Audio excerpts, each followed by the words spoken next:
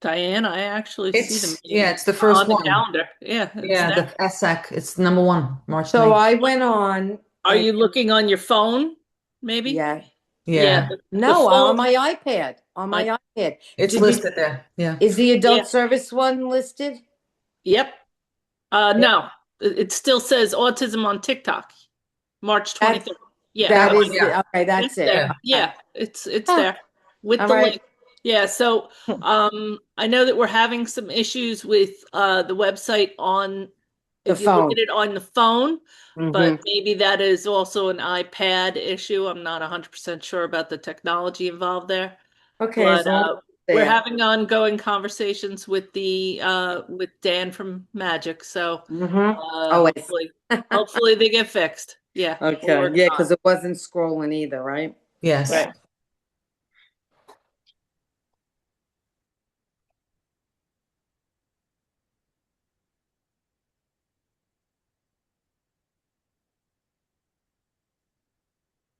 We expect a lot of people at this meeting today, so we're going to give it a few more minutes for people to show up.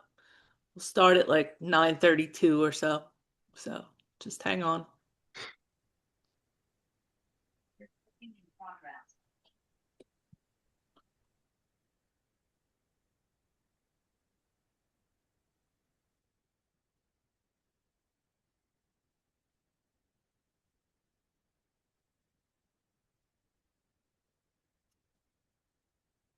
Nancy? Yeah. Hey, please. Is there, put your name up there and this, they can see you. Yeah. Oh, I didn't think. Oh, would you make me I can share it without being co-host? You don't have any rights on this, Marion? No, we don't have any rights on this. Yeah. What did you do then? Okay. You don't need to be co-host.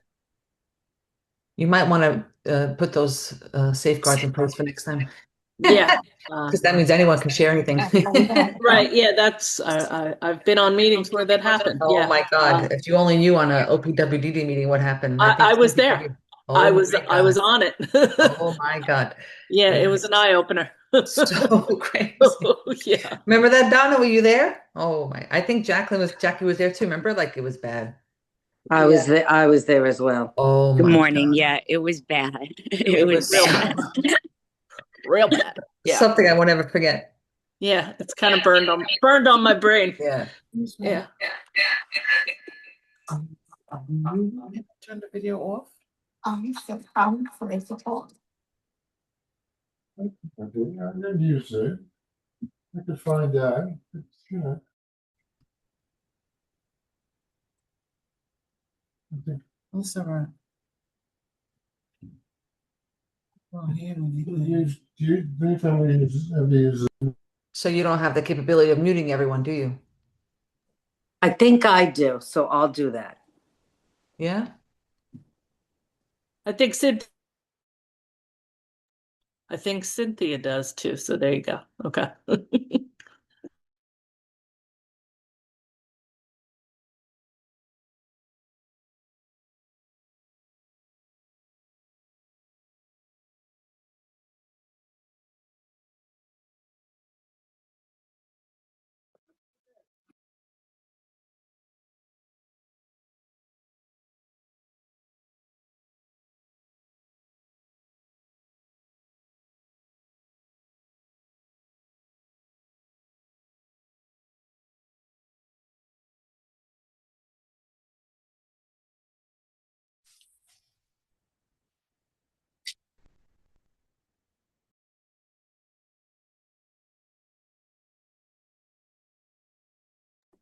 Marianne, while we're waiting, can I talk about the talk that? Sure. Go ahead. Okay, so thank you. I'll put my camera on. Good morning, everybody. I just want you to know about we're doing a talk about autism on TikTok. So this will be a talk for anyone who wants to expand their knowledge about social media and how it affects our individuals with disabilities. So I don't even have a TikTok account. I'm like old school, but a study was done actually by my son. He's a medical doctor at Mount Sinai, and he's going to give the presentation about how it affects our individuals who are watching TikTok. And he says there's a lot of concerns about it, and he wants to talk about the accuracy of it as well. So it should be a good one. It's going to be on March 23rd at 7 p.m. on Zoom. So I will put the flyer and the link in the I have a flyer. I'm going to put it in the chat as soon as I figure out where I have this copy of this. Well, maybe Cynthia, you could help me. The flyer and the flyer and the link. Okay. Okay, No so problem. it's free. Please share it with anybody who you might think is interested. Siblings, people who live with our kids with disabilities. They should know about this as well. Okay, I thank you. And speaking of siblings, the Stronger Together group is actually having a meeting tomorrow night. I believe it's tomorrow night. Yeah, the 10th. Yeah, and it's special about about siblings. So if anyone has multiple children along with their loved one with IDD, then that is a good meeting for you. It's a great support group, and that's tomorrow night at St. Albans Church, 7 o'clock. Joanne, you can post that in the In the chat. I guess we should start soon. What do you think? Yeah, it's 9:34. Feel free to start. Okay, let's see this. Nat, you were gonna go around and do introductions first? Oh, okay. How do you guys do it? Annette? Sorry, I wasn't able to unmute. Okay. Do we want, there's a lot of people on. Do we want to do intros? Yeah, Or do we wanna- just an introduction to the group and what today's topic, and just tell everybody about Fidaije. Oh, okay, perfect. Good morning, everybody. We have a lot of people on today, so thank you for joining us. My name is Annette Rea. I am a co-host of the Family Support Services Advisory Council, so along with Marianne. This morning we do have a wonderful speaker, Fidaije. If anybody was fortunate enough to attend the town hall that was hosted at the college, Fidaije provided excellent information in regards to the current state of Medicaid. A lot of families are having issues when it's coming to recertifications. There's a lot of changes in the system post-COVID. People are losing their Medicaid. People are not being approved for Medicaid. So we thought that it would be a great opportunity for Fidaije to share all of the information. I'm not going to steal her thunder as to how she became so knowledgeable about this. She'll, I'm sure, get into a little bit about herself. So on that note, Fidaije, welcome and thank you again for presenting this very, very important information. Thank you, everyone. I'm going to share a PowerPoint and then we'll go into uh, 1 second. Of course that would happen. I knew it. It was shared before.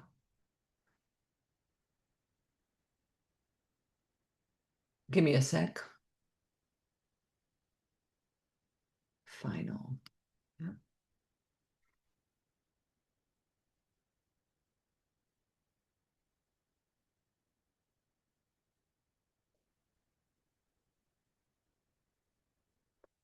So share. Here we are. Okay, great. And then you see that okay? Yes, great. Okay, great. My name is Fidaije Nesimi. First and foremost, I'm a parent to a 15-year-old with autism, and I'm an independent self-direction broker, as well as the second vice chair of the SIDDC. And I recently became a council member for the Citywide Council for District 75, as my son is in the DOE for the first time. So this has been an interesting ride. The reason I've learned a lot about this process is because my son lost his Medicaid due to these new coding things they're going through now. So we'll get through all that, okay? All right. We're going to review disability questionnaire and why it's active again, the renewal process in New York City, the Access HRA app, disability determination, what to send with that, some of the rules, including 4 weeks of pay and avoiding delay. Why are they failing? Believe it or not, it's not because your child is not eligible. It's mostly because of paperwork. They are sending the wrong forms to families. When you receive your form, the first thing you should do is look on the lower left-hand side and see what the code is. If it's 2096F, that is the incorrect form. That is a form for a child without a disability. What's happening now is they're removing all the disability codes for participants who have to renew annually, and they're giving them the wrong code. What that does is you don't submit what's called a MAP 3177, which is a disability determination. So if anyone receives the 2096, I'm going to keep saying this throughout the meeting, just include this MAP 3177. It's easily Google. You just Google it. It's a one-page document. You fill it out. You sign it. Your care manager signs it. So you're all good. Other reasons why things are not going through is because they're missing required documents. In the past, we used to put HCBS waiver child on every form, not send any checks, not send anything, and then it was renewed. And I even did that last year, and I paid for it because I'm like, I'm not sending my income. But you have to send your proof of checks. They just scan them. But then there are parents who are sending the checks without the notice of decision. What is the notice of decision? That is the first form that you received when you first got the waiver. If your child got it at 2, 3, 4 years old, that shows that that child has the waiver due to disability, which will waive the parent's income. If you send checks without that form, you are getting a spend down account, which is a lot worse than losing Medicaid because you basically have to pay for most of all your services. It's really bad. So these are key things to remember. Look at that form and add the 3177. We're going to get into it more, and including the things that are required. If by chance things mess up for you and you do get a Medicaid rejection, Medicaid is over for you effective 3/1. Get your fair hearing request in within 10 days. If you do that, everything stays active until the fair hearing. If you don't, you will lose Medicaid. And some parents are like, okay, what does that mean? Well, Medicaid pays for your self-direction. It pays for your karate class. It pays for your staff to come help your child. It pays for parents who have CDPAP or paid caregivers for their children. It's everything. So we want to make sure it stays intact. Why does someone like me know all this stuff?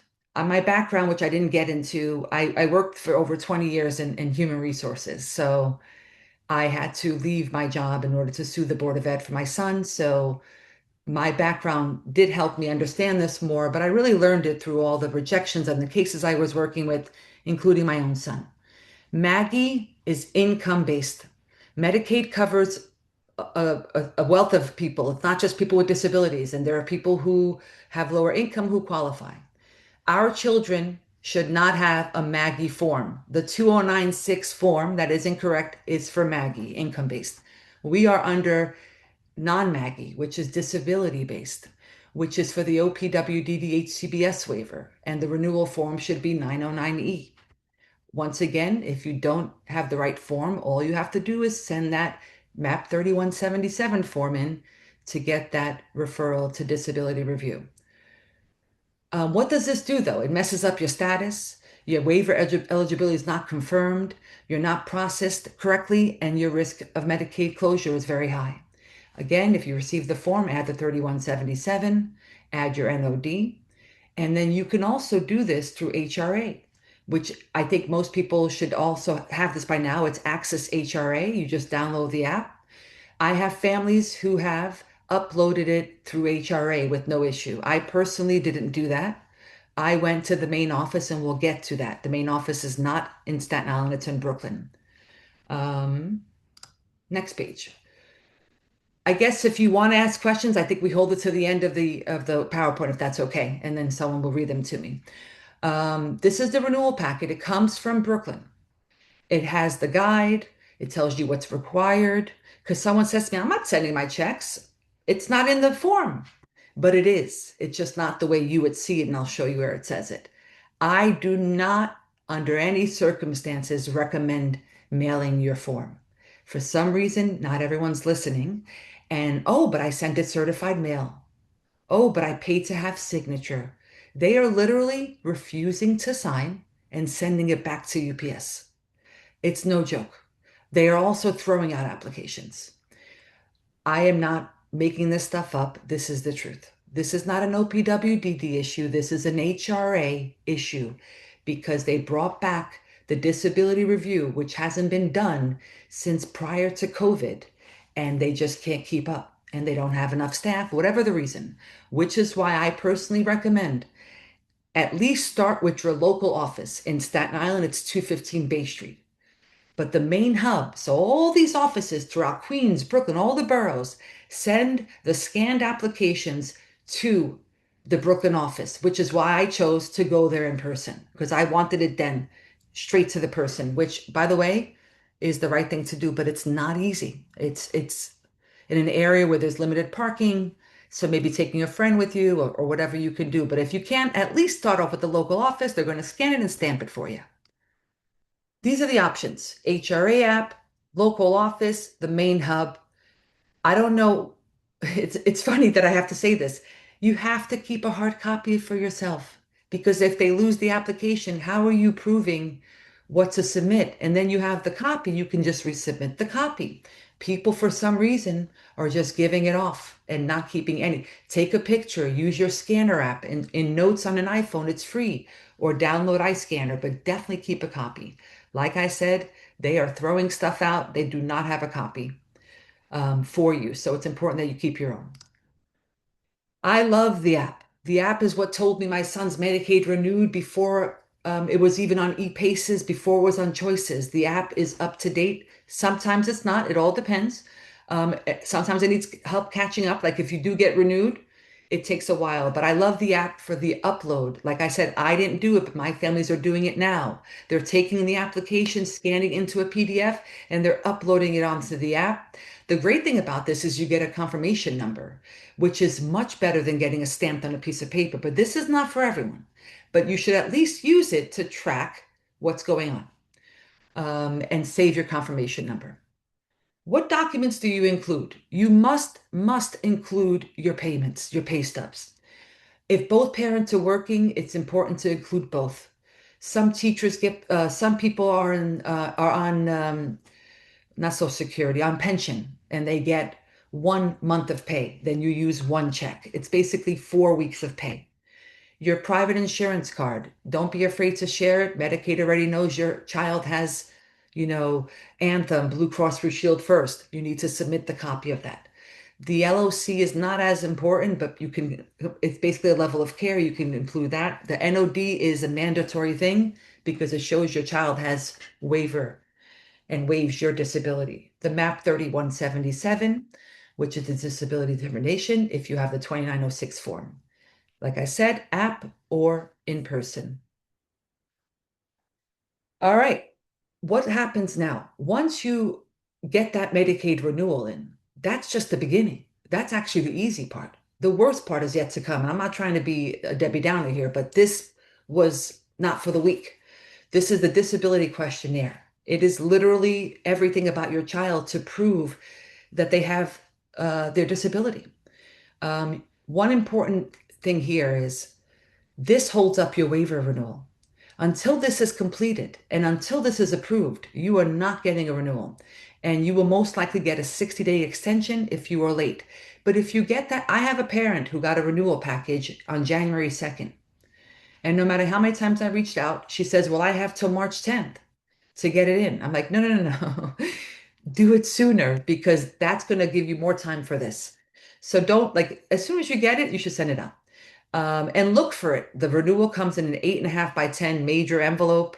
Let your care manager know that it came. They can assist you in completing it. So like I said, the COVID emergency waivers have expired. The disability reviews are now required again.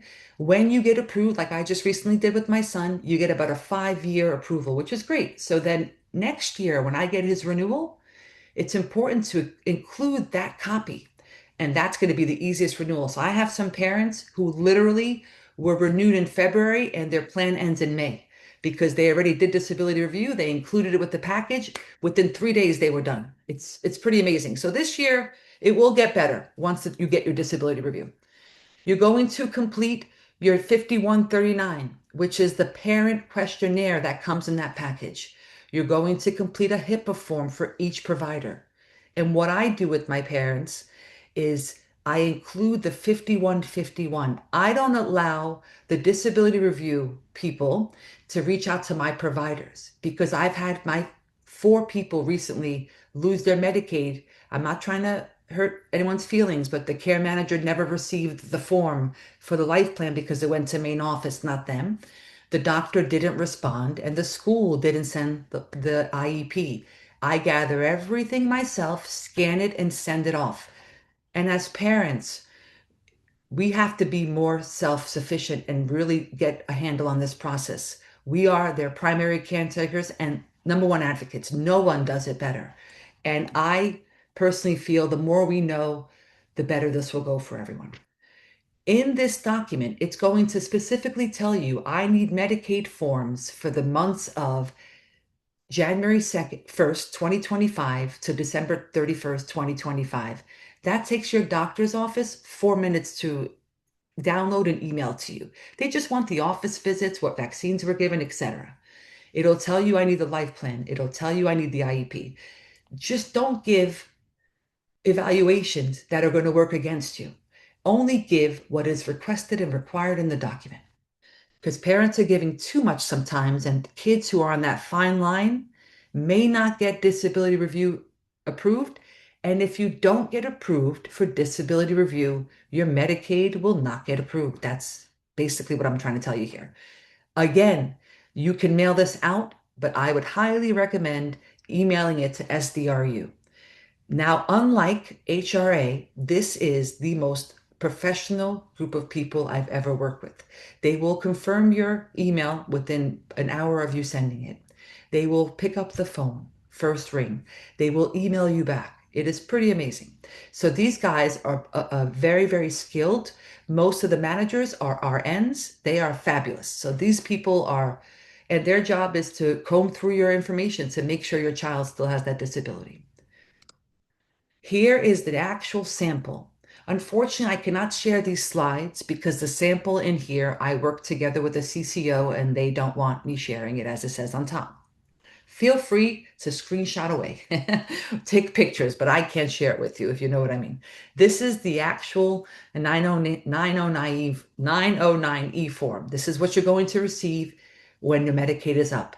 I have families receiving this. I have my list, by the way. And just for brokers who are on the call, if they want to help, it's not your job. I have a list made by my fiscal intermediary coordinators with the end dates for all of my plans. And I follow up. So I want you to know that my plans ending 6/30, June 30th, already half of them have received the Medicaid application. They're sending it so early now because of the disability review. So here we are with the application. This is the first page. It basically tells you what to send in. And then when someone says they don't tell me about income, here you go. Earned income from employer. This was never in the application like last year and the year before, but they're telling you what they want. Unemployment. Again, this application is for everyone, not just disabled individuals. It goes to everyone, which is why all the pages are the same for everyone. Okay. Just basic stuff here. This is like the first 4 or 5 pages, all right? Here's the first page of your child's application. Their name should be there listed with their date of birth. If there's nothing wrong, you just click no change. Address where you live, no change. What I highly recommend on address number 2, secondary, is putting your care manager's full name and their full email address. I think I saw Natalie before. She's someone who I work with here. On her cases, she receives the application. So most care managers don't know, and that's okay. They're learning. But if this is put in by the parent, that care manager is going to receive the application the same time you do, which is amazing. Okay? This is the second page. Medicare doesn't apply to most people, especially under 18, so you put no change. This is where you put your Blue Cross Blue Shield. What is the amount of the premium? For some people, it could be 467. If you have a DOE job, it's zero. If you have a sanitation city job, it's zero, but you should put zero. Don't leave things blank. And then now the parents pay.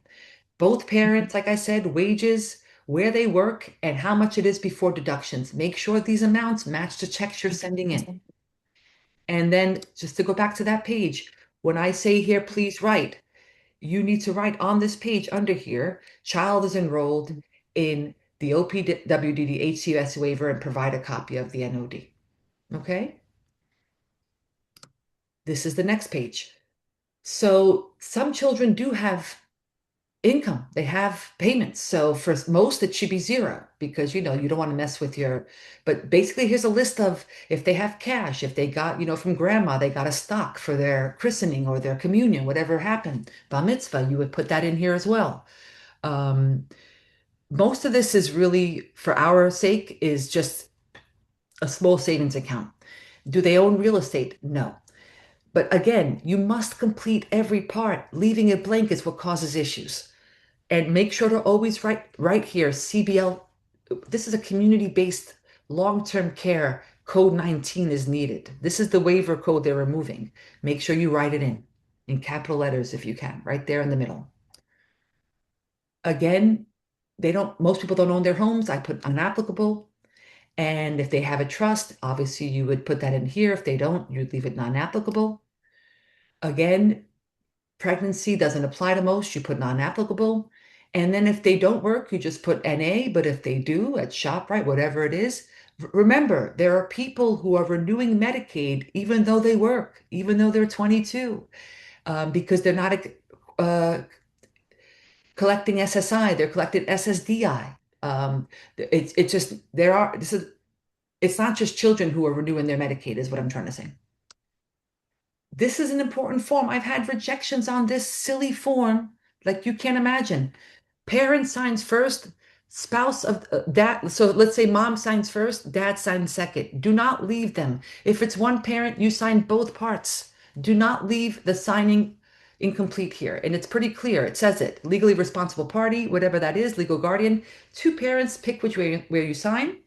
I prefer that the person's name that's on the application sign first and the other parent sign second, but you can sign both as long as you sign it and date it. Please don't leave this part blank. It's so silly, but literally return back no signature, if you could imagine that. Again, this is non-applicable. Mortgage, rent, all this stuff, but for an adult, it might possibly be. But for what I'm dealing with today, most of my cases don't have this. This is the form, the famous MAP 3177. As you can see, this is included in the 909E. Why? Because it was the correct form that was mailed out. But this is the form I'm asking you to print out if you get the 2096F. Simply fill it out, OPWDDHCBS waiver child. You see your NOD. And then important thing is you give your care manager access to all the things. So you check all three. You put the care manager's information under authorized representative. You sign, they sign. This has to be signed by both. Pretty self-explanatory. Definitely take a picture of this one. This is an important form. But like I said, this is included in the correct form. But the trick is it's not included in the other form, which is messing up a lot of people. These are the common errors to avoid. Missing the 3177, signatures, omitting household members. Make sure you put, I'm sorry, just my mouse is sensitive. The LOC NOD, mailing instead of uploading. Sorry about that, guys. And this is your little checklist, making sure you have the forms completed, signed, all your proof, LOD, NOC, disability determination must be completed, and you keep a copy. This is the HRA app, the number, the Office of Medicaid. And I really want to stress that your care manager is able to help you. And a lot of them are very skilled at this. Not all are skilled. They just started. They don't know, but they do have supervisors. I always recommend emailing. It's not about hurting feelings. It's about keeping everyone on the same page. Hi, I received my Medicaid renewal. I would need your help. And you can do a Zoom with them. You can do whatever. But the care managers are definitely skilled in helping with this. And this is my information. I think together we can do this. I learned through my own son's battles with Medicaid renewal, and I would love, I've helped a ton of people. This is something that I feel very strongly about because I feel like we've worked so hard to get our program set up. And I am seeing people, so I have an adult with seizure disorder who cannot get their Keppra. I have children with disabled parents who can't have their staff. It is serious out there. This is not like, and I didn't know half of this stuff when when it first happened to them because I could have helped. And they didn't get the proper help and they lost Medicaid. I have a person who lost Medicaid 6 months ago, didn't get the fair hearing request in, so they're not able to um, keep their stuff active. It's some serious stuff. This is happening everywhere. And if this can help you in any way, I will be speaking. I did that, the meeting last at CSI, and because of that, I got a lot of requests. I will definitely, if you have an organization and you want me to do it, I don't charge for this. I do this because I want everyone to keep their Medicaid intact. I'll stop sharing and we'll open up to questions if we have any. I Hi, guess we have yes, more there's some questions. Yeah, questions in the yeah. chat, so I'm gonna go back to the beginning. Let's see. Um, Sending checks is confusing. I refuse to send checks. Okay. Um, So People that's are the asking question or a for comment? a comment. People are asking for a copy of this I PowerPoint. can't. Yeah. So I can't share a copy of the PowerPoint because it includes the application I put together with a CCO. But like I said, take pictures of the presentation. But I can't personally send it out. Does this presentation apply to adults or Yes. only to those under 18 population? Everyone who has to renew Medicaid, they're 34-year-olds who are under SSDI who renew annually. If you you're getting SSI, you are not renewing annually. So this is for everyone that's renewing annually. Okay. What if you're the guardian? Do I need to add my salary? Oh, if they live for you, you're the actual legal guardian, yes. And Okay. you'll see that the application has a signature for legal guardian at the end. So yes. Okay. Let's see. You had mentioned And the Access HRA app. Do you recommend to do this either way and upload the paper form? I would love people to use the Access HRA app, but I will give you an example. Yesterday, I was working with one of my families. We were all excited. It was my first time helping someone, and she had no access. Said add documents. She just got the paper renewal last week. Add documents, and it said you have no renewal on file. So it does it. It's hit or miss, you know. I do see a message here about not receiving paper confirmation. You Yeah. absolutely do receive a paper application.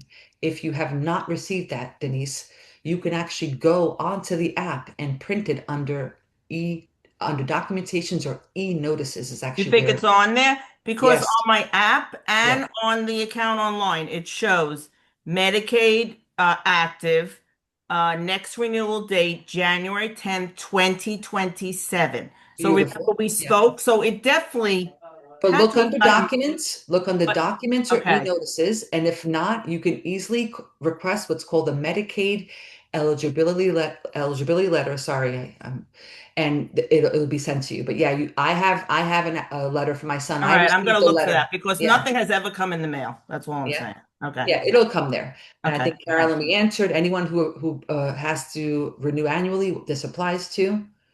Um, But also, HR. I just wanted to say something. When you said someone has to renew, what's the word? Annually, the Yeah. form I got for Ryan was nothing like what you had on the screen. That's right. Good point. It's So a very if you don't mind, simple yeah, form. it's very simple because he's an adult. So Ryan's Okay. what, close to 30 years old now? No, he's 31. He's going to be 32 Okay. in 2 weeks, I'm next week. happy. Yeah, you're a good example. Ryan has to renew annually. His form will be different.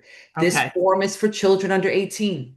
Okay. Doesn't Okay. mean it has some similar sections like we talked about when I helped Yeah. you. But Yeah. yeah, Okay. it's definitely the form for adults is different. They have different fields, but it definitely is similar in terms of signing stuff, whatever. Um, There's one more question here. yeah, The Rachel says, I never got the application packet. It gets mailed somewhere in Brooklyn. How can I change the address as to where the packet gets mailed? Well, that's your care manager's position. They submit, I believe it's someone correct me if I'm wrong, a SART to update the address. That's a very bad mistake. You need to have your current address on file. Yeah, so But care manager, I'm Rachel. I'm sorry. yeah, So my care manager tells me that she doesn't know how to do that, and she says that I have to call and reach out. It nope, gets mailed to somebody that I guess was part of as part of my care agency. So they're getting it in Brooklyn, and I have never received it. And my son, has been getting self-direction for about 7 years now, and it's me just kind of yeah. always checking up and checking up. So what you said is a recurring theme, Rachel. And this is how do I say this? And I'm fasting, so I have to be very, very conscious of my words and being nice. But I mean, honestly, this is why you have to escalate stuff. All right. You need to go beyond the care manager. Did you know that every CCO has a head of intake that can actually help you with Medicaid renewal like this? I've had such great success with all three agencies in dealing with people on a different level. So when you get that answer that they don't know how to do it, that's okay. Let's ask your supervisor. In every one of their signatures, the supervisor is listed. But I would like for someone, a care manager, to chime in and tell us how easy it is to change an address for a participant. Is there anyone here who's willing to do that? Very simple. You just go into choices That's and it. update profile, and you put the information in and just wait for confirmation. That's it. Thank you, Natalie. And Natalie happens to be an outstanding care manager who helps all of our families. I saw a very troubling comment here about how care managers are not helping or they're not supposed to help. That is insane. Yeah. I don't know who they are, but like I said, move it on up the chain and get their managers involved. Everyone I'm dealing with is helping and being really, really cool about it. So I'm not really sure who said that. Fidaje. Yeah, I said that because yeah, people come to me for help from all three agencies. But how I educate the parents is like emergency, I help you do it now. But remember, there's two ways to find who's the leader, the team leader of your care manager. One's IEP, one's life plan, the other is the email. yeah. Always there. There's a number, you call them, they figure out if both disappear, then you can reach out to me. I can reach out to regional director for you if you really needs to talk to someone in your CCO. The problem with not including the care manager now is when the disability review questionnaire comes out, who's setting the life plan? So they need to be part of the process. And we definitely, I think a lot of them just don't know yet. They don't have proper training. I'll give them that. There's a lot of new people, but it's Yeah. okay. It's okay not to know, but their care manager supervisor definitely knows. Also, Lucia shared in the chat that every CCO has a benefits and entitlement team that a care manager can refer Yes. to for They're amazing. assistance. They are so skilled. If it wasn't for these people, I wouldn't have half the cases I have renewed. Um, Susanna, sorry if I mispronounced it wrong, said it was, they gave you 5 days. They gave you 5 days because your application went in late the first time. I'm not trying to be mean about it, but that's the issue. When you wait a few days or a week to send that document in, you have less time for the state disability review, which is why I stress to get it out within a few days, because you're going to have this like I did. Monday before Thanksgiving, it was due the Friday of Thanksgiving week, but they were closed Friday. So I had Tuesday and Wednesday to get this done. It was insane. But because I sent in my application, it was not late, but it was wrong. It was the wrong one. It was 209-6F. But yeah, just try to do the things a lot quicker than we used to. But yeah, it's definitely. What are the next questions, Annette? I can't follow. I don't know where. Yep. So there's a question here. Can you share your contact info? Are you accepting new SD clients? Do you mentor newish SB, I guess, brokers? So if Who's you can, asking that? I don't see it. Rakita? I don't, I'm not a mentor, but the broker actually does have like a mentorship, right, Donna? They have some sort of mentorship. I do not pay, I don't charge for this. So any questions through the Medicaid issues, I would definitely help you with no issue. Okay, and there's another question here. My child is autistic. We got the FSS eligibility a year and a half before. When we inquire about Medicaid waiver, ACA Yeah, told different us they, question, Annette. Yeah, this is for a child. How old is the child? well, let's, 1 second. It says Yeah. that they took us, they put him on a waiting list and said they have to wait 6 months to apply for Medicaid. And they're asking if they can apply without an agency for Medicaid waiver. How old is the child? It doesn't say, so. Can we answer that question in the meanwhile? I'll get to the next one. Are they under 8? Is the key question. Can you unmute yourself? Hey, hi, this is Shiju. My child is 5 years old. Yes. That's the issue. A couple of years ago, they changed I'm not saying that you cannot get it. It is very, very difficult to get the HCBS waiver for a child under 8 years old without the proper justification. So yes, it's going to be more than 6 months of waiting. You'll only get FSS right now, but I would like to save those questions for the end since it's not related to the renewal. But yeah, that's the issue. It's the age. But it's like even if we want to apply, we cannot apply it without ACNY or any care coordination You can organization. you can apply, but you will most Because they likely said get to apply, we need to wait 6 months. That's what they said. what agency, which CCO? It is ACNY because they are Yeah. so backed up. I need to But wait you at least can, 6 months yeah, to apply. you can go to the other one, which is Care Design. Unfortunately, Tri-County is not taking new intakes in terms of applying for the HCBS waiver, but Care Design is the other one you can look into. There are two, ACA and Care Design. Okay. But I'm preparing you that you are most likely going to get rejected because the child is 5. For Medicaid. Yes. waiver. Okay. What's the next question? Thank you. This is not about this, but it's asking, how do we get a copy of an NOD? The care manager. Yeah, the care Yeah, manager is that's trying to get easy. the copy, but I guess they're having a difficult time with that. There's no way, Um, Annette. no, Again, yeah, see, the NOD, please. you have access to I mean, choices, so that's we an will, you know who else has the NOD? If you're having problems with care management, ask your fiscal intermediary. Your coordinator will get it in 3 seconds. They have access to choices too. But your NOD, if you go into your Gmail or your Yahoo or AOL, like some of my old time favorites who still use it, search NOD. You definitely have a copy somewhere scanned. And more importantly, for people who are just starting, make a file. That's like the most important document. That's the letter that says, hey, Yeah, welcome, Johnny. You have the waiver, you know? Carrion is actually with an agency, not with, one of the providers.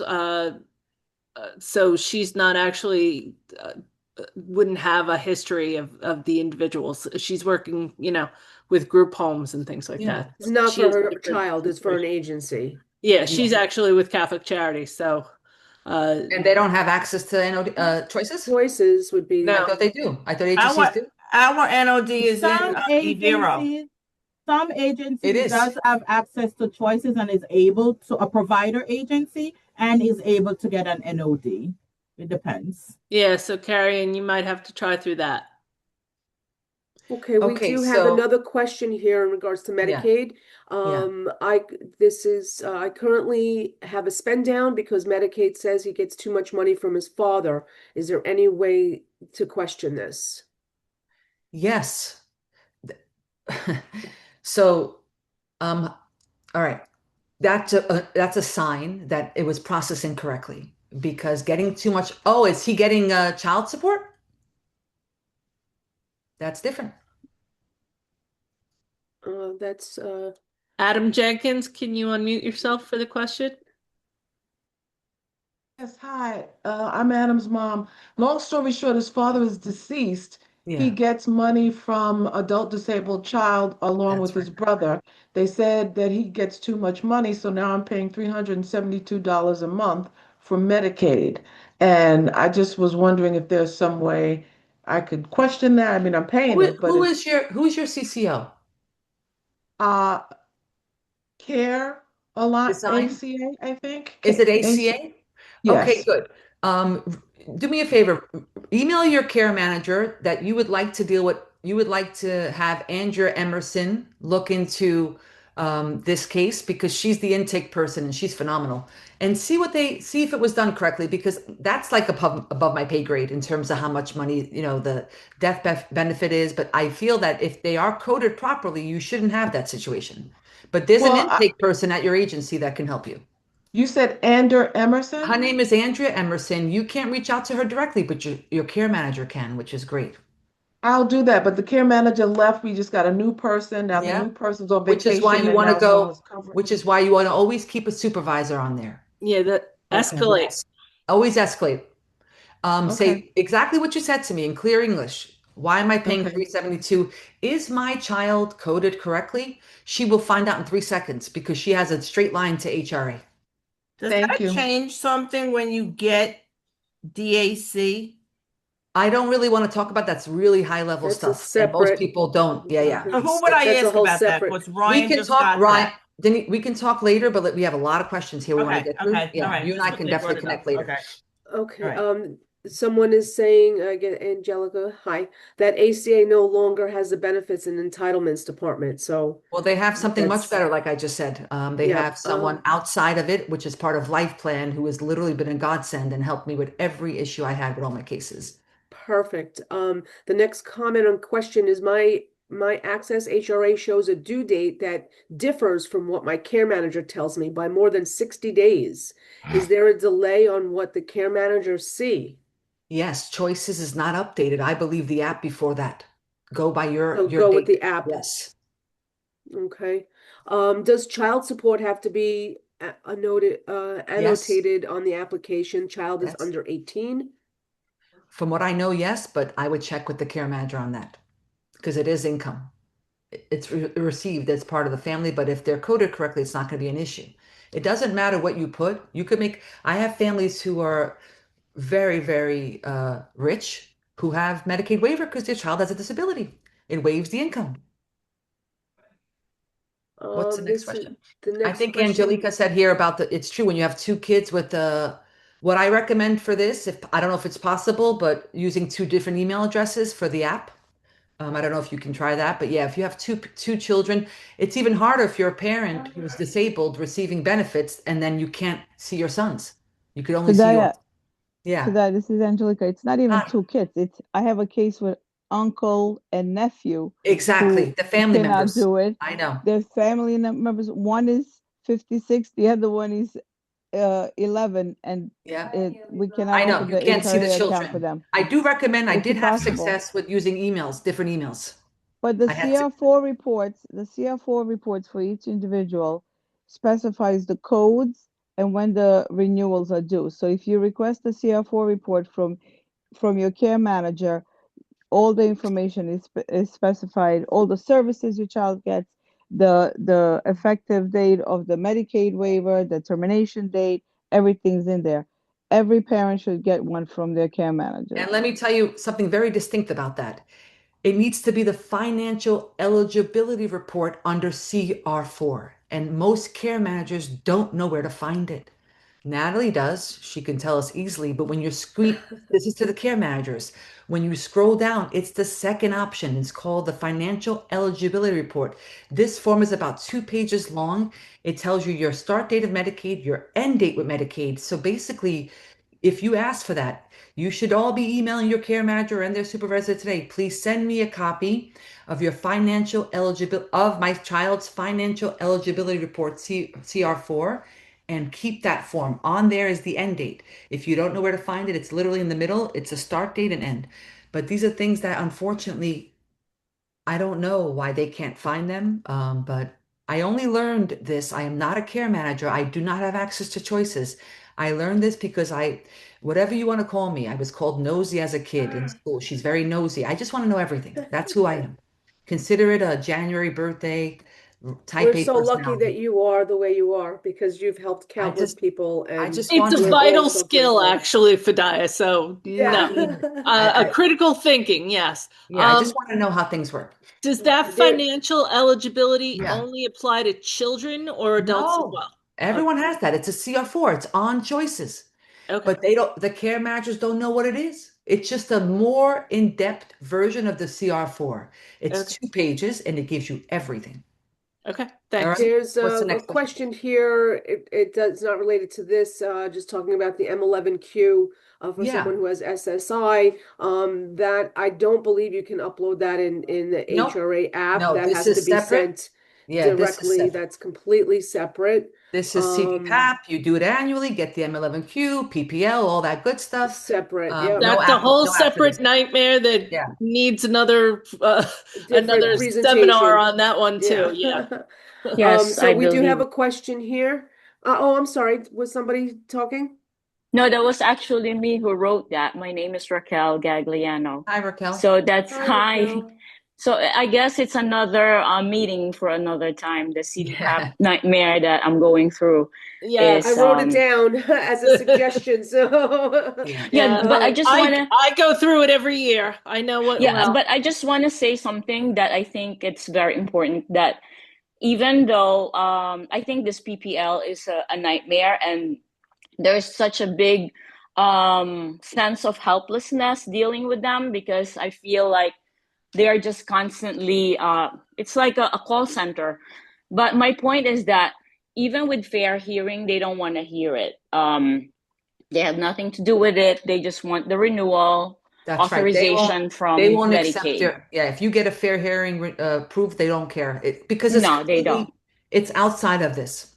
Even though it isn't, it's Medicaid, it's a completely different system that PPL is Yes. using. So Yeah. So we do have another question here. Thank you for that, Raquel.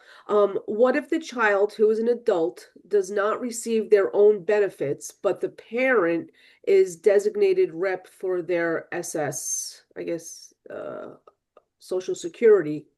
So the parent, that's the Social Security for the child. I'm not sure what they mean. Is this another M11Q thing with the designated rep? I'm not really sure about that. Sue, do you want to ask your question directly? It gets paid to me on behalf of, so it's not. That's the way it works. Yeah, but it's still So her. you're Yeah. the rep payee. So considering the amount of money she gets, I'm gonna have major spend down. No, It's through my disability, and my other child gets it through her father's retirement. you're not going to have you're not going to have an issue if they're coded correctly. And if you get that form, you're going to add the 3177. So that's the whole point of this. Making Alright, sure just you have making the sure. right. Yeah. You're not going to have an issue. Just check. Okay. And if you have a child in residential, by the way, this comes up all the time. You don't have an issue at all. They are the ones, well, you might have an issue, but they're the ones who do your Medicaid renewal. The Oh agency. yeah, hell Yeah. no, girl, because she almost lost it because we Exactly. don't Still do the follow up with renewal. that. But if your child's We in don't do residential, the it's their renewal. responsibility. Yeah. All right, thanks. No problem. There is some information here regarding spend down. Consider a pooled trust as an alternative.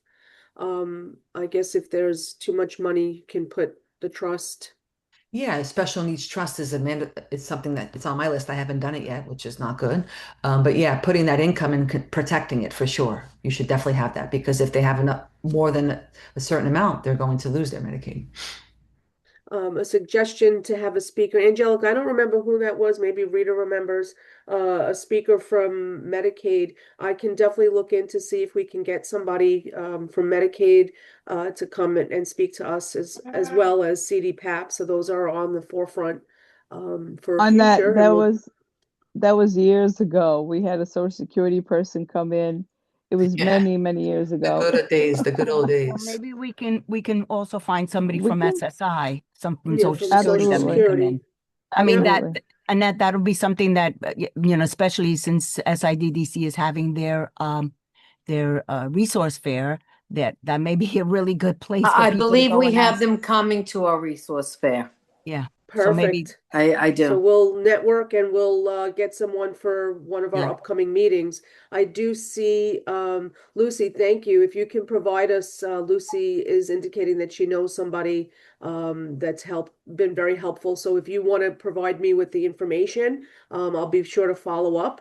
And Wei from CASA, CDPAP. So these are some great suggestions. I will definitely look into all of these suggestions for future meetings, so stay tuned. Is there any other questions?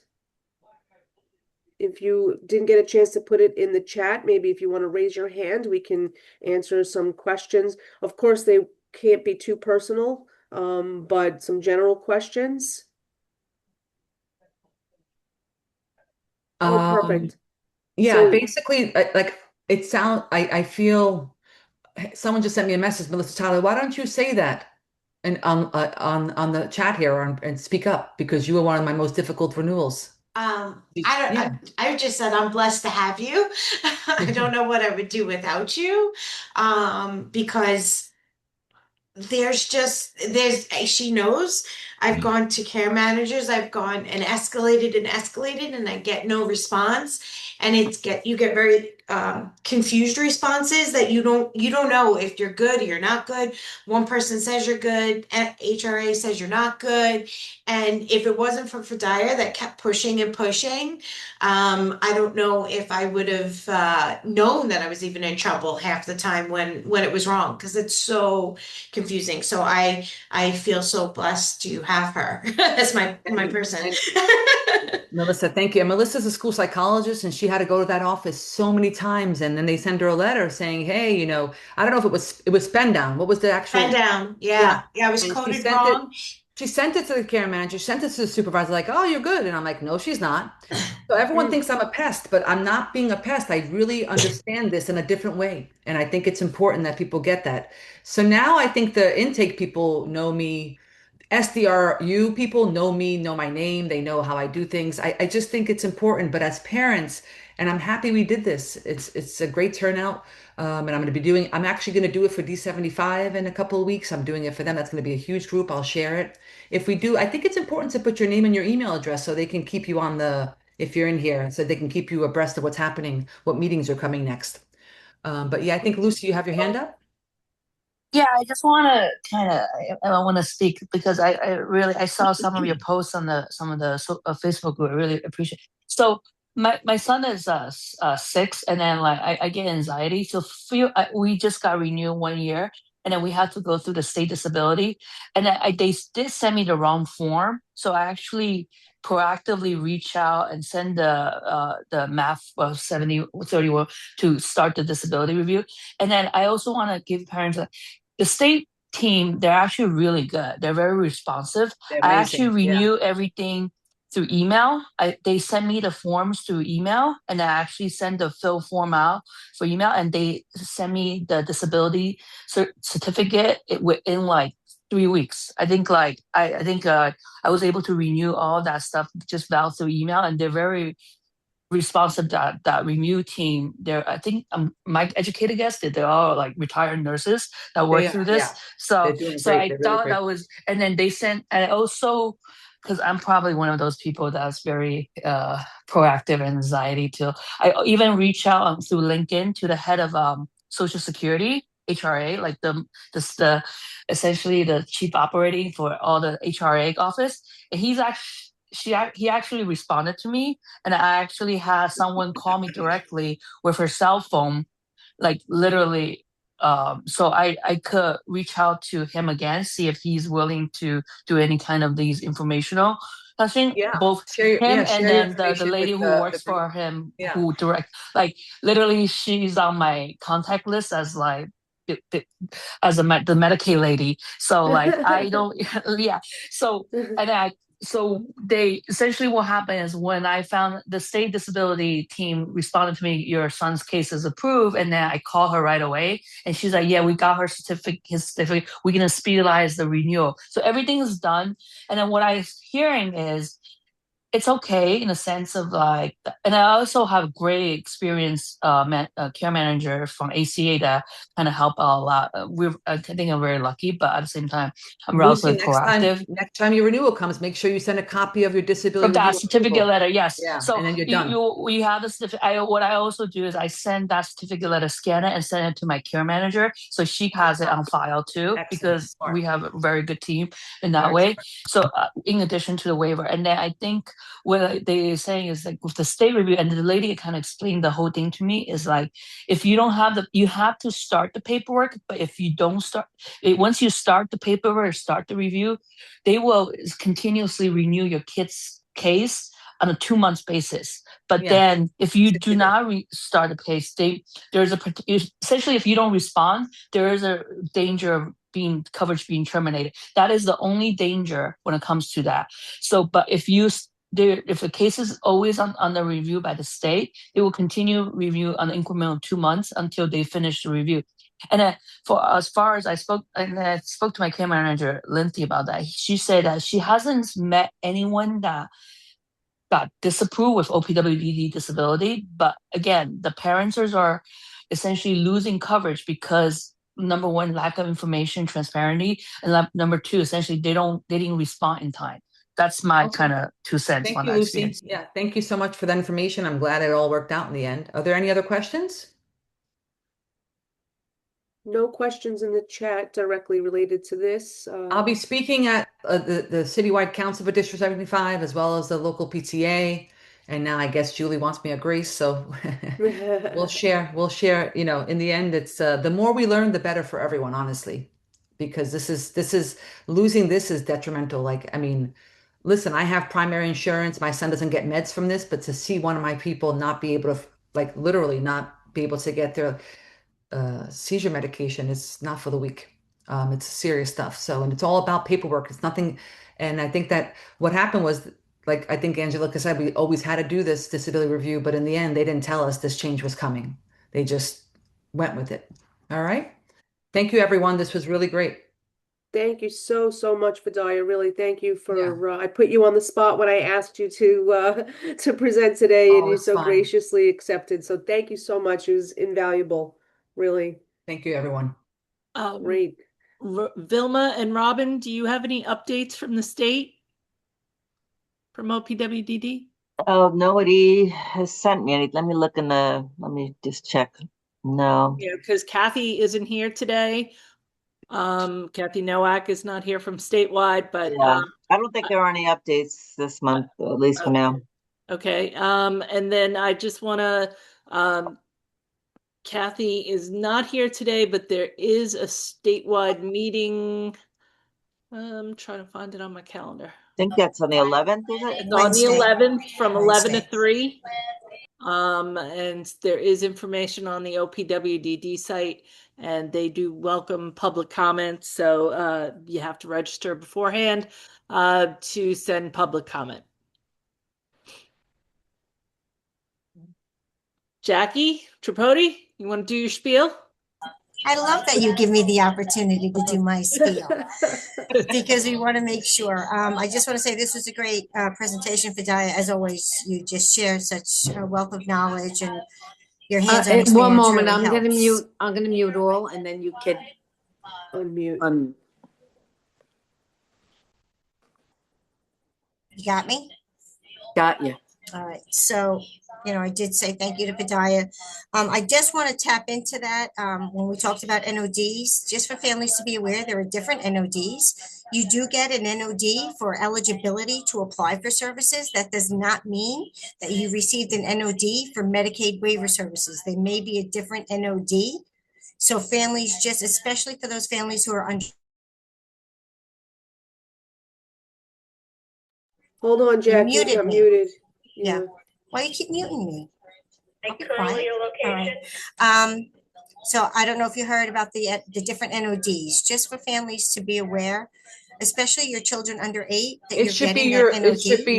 It should be your original NOD .01. The 09 is the newer one, but either one shows that they're waiver eligible. Well, some families aren't getting a waiver enrollment. They're getting just waiver. They're just getting enrollment into OPWDD eligibility. But they wouldn't be applying for Medicaid renewal if that's the case. So I wouldn't worry about that. A lot of them are trying. Those are the ones that are trying right now. That's what I'm dealing with at the school at 37. We're dealing with families that are getting the NOD for eligibility for OPWDD to apply for FSS services. But then when they're trying to get the Medicaid, they're being told that so there isn't a Medicaid waiver NOD that they're receiving. What I'm saying is, yes, that is different, but you would not be at this point in renewing your Medicaid if that's who you were. You understand what I'm saying? So that doesn't But really some, matter. and I have that with a particular family on in my school that got approved for Medicaid and now is being told because it was the wrong type of Medicaid. So that's, I just wanted to make sure that people are aware that there are the differences. The New York State Institute on Disability has family support services available. We have funding for reimbursement. If your child is under 8, you do not need to have Medicaid. You do not need to be enrolled in waiver for these services. You just need to live at home with family. If you have self-direction, you can get reimbursement through goods and services on your as part of your budget. Most likely, it has to be something that obviously cannot be covered through your self-direction budget.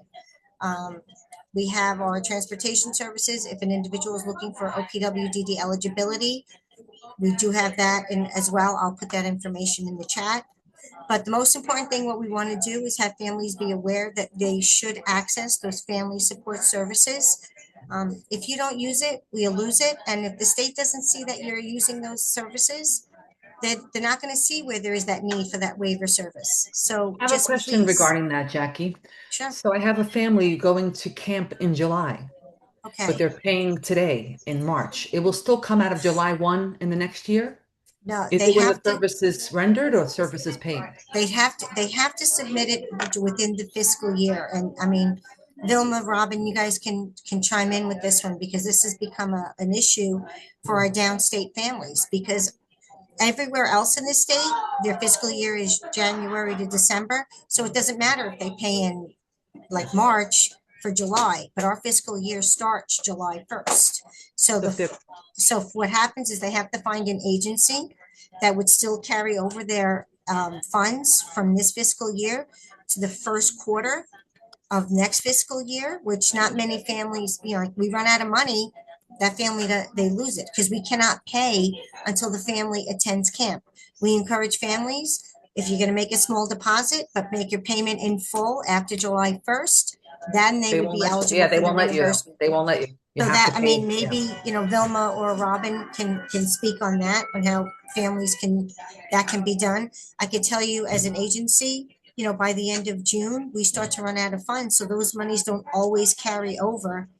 And some agencies can't carry it over. So that's a problem for a lot of our No, but families. usually they pay it in the first quarter. They've already attended the camp, correct? No, Yeah, so the first camp's quarter? money is due now in March, but it's not going to start till July. They would Right, submit it in July, they can't get paid until after they attend the camp, which is unfortunately. fine. But my question So- is, will they get paid in July even though they paid in March? If the agency doesn't have the money, they can't pay them. If No, the I'm saying agency, it's a risk. But It's a risk, by right? July, June and July, they'll have money It's a for the brand new first year. quarter. Yeah. could we use And new fiscal year money? We can't use new fiscal year money for last Well, they fiscal year, usually can we? paid up to $3,000, right, for the camp. They're paying, I'm sure, more than that for these camps, correct? Yes. So they're going to get they may not get it all back anyway. No, my and question is, deposit I like guess the question I $500 have is, a year. they're paying in March for a camp they can't attend in July. Can they Right. put that receipt into the new fiscal year? I think you can because the service was actually rendered in the new year. You're just paying a deposit. That's the key question I have. But the As money long was as the spent receipt last is fiscal. dated within, they can have the receipt, the final receipt for the Paid in attendance July, date, paid in exactly. July. That's fine. Yeah, Yes. you're right. Okay, awesome. Thank you. So, so that's our spiel with NYSID. We have funds available right now. The sports and recreation tickets, we give families the opportunity, transportation they can, utilize to get to Manhattan appointments if they need. And if anybody has any questions, I'm going to put my information in the chat. Thank you. And Miriam Chardwa? Hi, everyone. Miriam here from Synergia Inc. So I know, we had a lot of really good conversation about Medicaid waiver services and the renewal application. I did put in the chat that only OPWDD eligibility is required for family support services for housing, specifically for the housing advocacy program. So we provide tenant advocacy for Staten Islanders who have a housing issue, or even if you're just asking about resources. I put my information in the chat, so I'm happy to hear from anybody that has any questions or would like to, talk about referring a family over. Thank you. Great. Is anybody else want to share any information, whether about their agency or any upcoming events? Diane, do you want to remind everybody about the adult services one last time? You know, I was gonna say something, but I go, oh, I talk too much. Again, it says adult services because we're hosting this talk, but it's really for all ages, right? I know even little kids are on social media, so don't let that scare you for not attending. The presentation will be, we're calling it Autism on TikTok, Thoughts, Concerns, and Accuracy, but it's for all disabilities. So anyone in the field, teachers, paras, OT, PT, families, siblings, this should be a good talk. Okay, and I just put two pictures of the new family support services brochure that is out. That's also, I believe, available, if you could confirm, Cynthia, on the SIDDC website, which outlines all the family support services that are available on Staten Island. Those are all the contracts that we have currently, and that may be especially of interest to parents of the younger children that are being told they can only use family support services contracts at this point, and before they're 8. So you may want to take a look at those. Most likely, those that will interest you are the family reimbursement contracts. But please take a look at all the available services that are out there right now. Do we want to address old business? Diane, I know you are trying to keep certain things on the forefront and on current, with the RFPs that were Yes, denied. I believe we were hoping that Robin and Vilma would have a response on that from last month. Are you talking about the high needs funding? Yep. Yeah, that is not going to change as far as we know for now. And just also, I don't know if you know this, but it's only good for 1 year usually. It's not for their lifetime.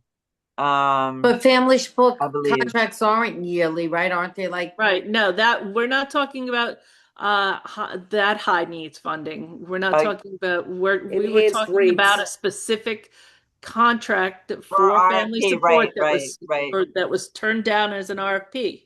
Yeah, they told us that they had said that it mimics the waiver services, that type of service. It does not. So Robin, they're not. honestly, with all, But it doesn't. honestly, Right. with all due respect, that's not acceptable. I agree. I mean, we did put We in need for a it up meeting. there, I mean, so- there's a need. I'm surely anybody in your region or that works for PW understands that. So let's find a solution. And that's like, totally Perhaps a unacceptable. meeting with Denise or someone along those lines. I mean, we can certainly meet with her. Okay. Robin, I just have a quick question. Who do you want the meeting? Who would you want the meeting set up with? Annette, myself, Diane. All right, just email me your info. You have my email address, right? Just email me your contact information. Yep. And I'll set up a meeting. Now, Robin, quick question. Is high needs funding the same as enhanced rate? Is it the same thing, just different language? I'm not sure about that. I'll have to find out. Enhanced. You said enhanced Rates. funding? Enhanced rates. Rate. Oh.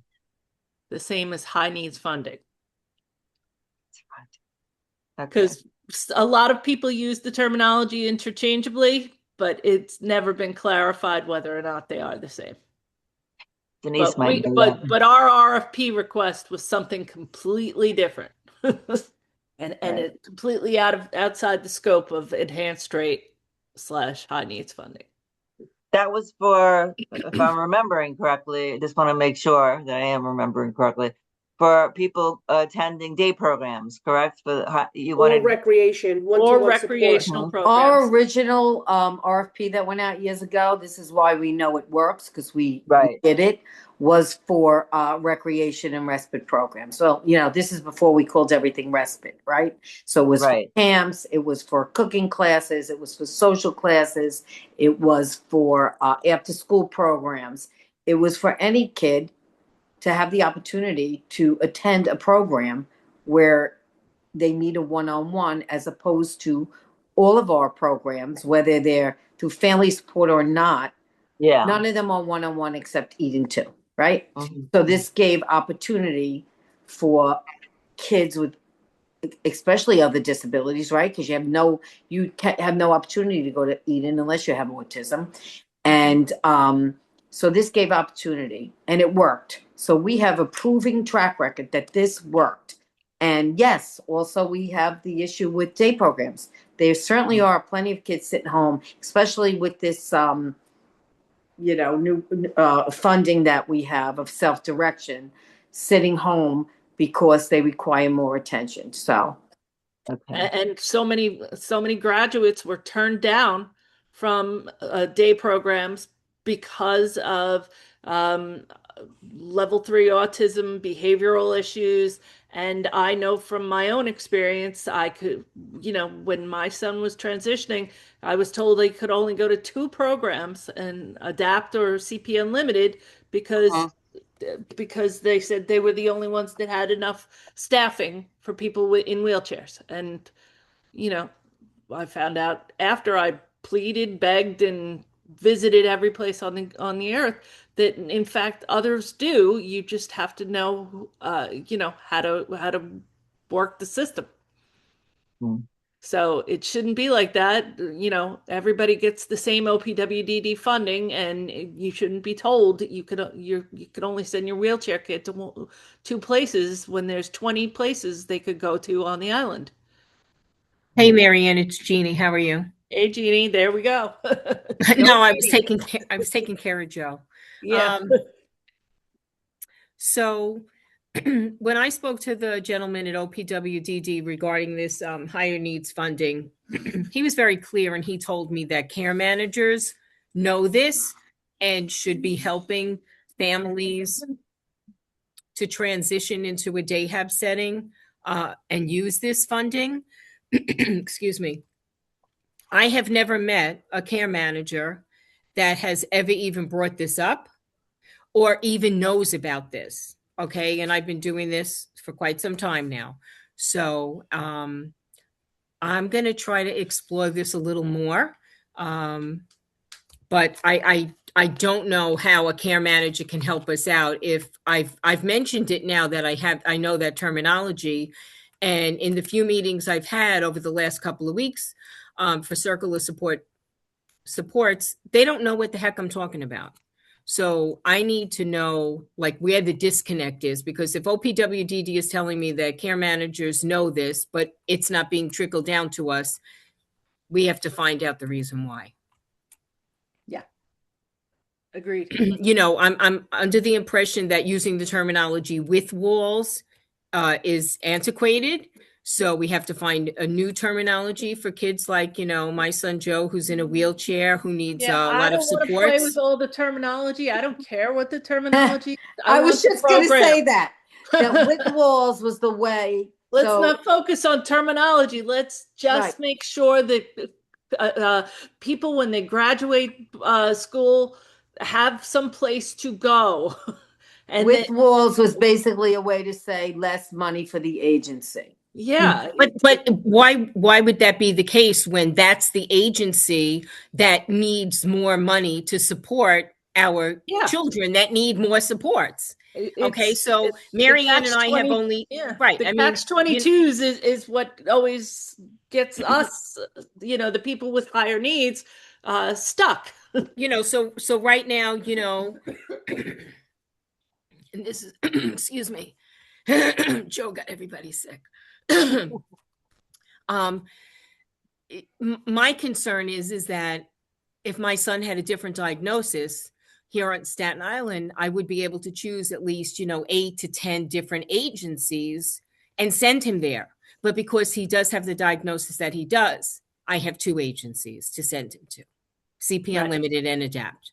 And, they're doing the best they can for the population that they have, and I'm all for that, and I'm okay with that. But I should have the opportunity to have a choice, more of a choice, and I don't. Right. And it's not us not having the choice. It's our loved ones. and and that's the thing. They are supposed to get equal opportunity to all that's out there, and they're not. They're being funneled, and they shouldn't be funneled. Right. Should have every opportunity that's out there. Sue, I So just that's I the want to problem. just stress Sue's comment that agencies don't want to be bothered with the paperwork to get more support for the individuals. That's not, I mean, I can't speak for every agency, but I don't think universally that's correct. The problem is that there are the enhanced rates, but they're temporary. They're only for a period of time. The problem is that the person's needs don't improve over that period of time, or when the enhanced funding is finished, the person still needs that specific level of support, which is no longer being funded. That's the Right. And then the problem. agency then gets, they lose the funding, but they still have the individual that And needs have that to has the higher provide. needs, and they have no way to pay to have a one-on-one, or to pay for a wheelchair van. They don't Well, get the funding to have a nurse on staff. They don't have that's the the problem. That's the yeah, problem. and that's OPWD the thing. DD has to do something where funding stays in place as long as that individual's with the agency. It's Exactly. BS 100%. that they don't. 100%. So that's an That would change OPW things. issue, not an agency issue. Right. I think that would change things for a lot of agencies if that were the case, because then those supports can remain in place as long as the individual is with the agency, like you said. That's But that's all. not how it That's all we works. want. Yeah, but it's not how it works, and that's the problem as an agency to be able to provide that, to sustain that level of service and support. That's the problem. Once it drops, you can't just reapply again. No. No. Well, that's really pretty bad. Yeah, I mean, really that's the way I understood, enhanced, the enhanced rate was that it has an end date. Correct.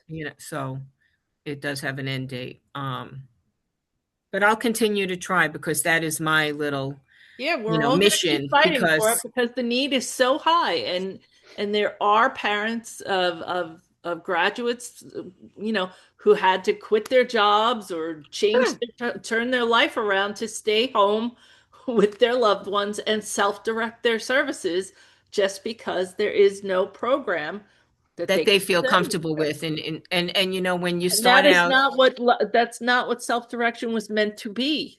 right. It was, And also when you start out, somebody like my son at 37 went to Hungerford, and, thankfully he did have a one-on-one all those years. It's 20 some odd years as a parent. It's kind of like jumping ship when you get to the day hab and you find out your child does not have a one-to-one, and they had it for over 20 years and in the it's not just a DOE. matter of comfort level. The fact is, so many of them need it.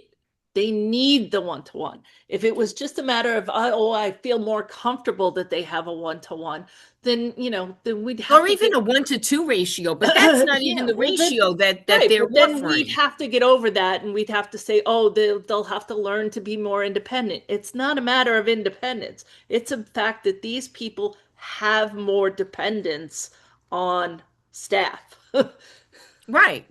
But I'm saying, like, even if they went into an environment where there was a one person to two of kids in a wheelchair or young adults in a wheelchair, you can almost like absorb that.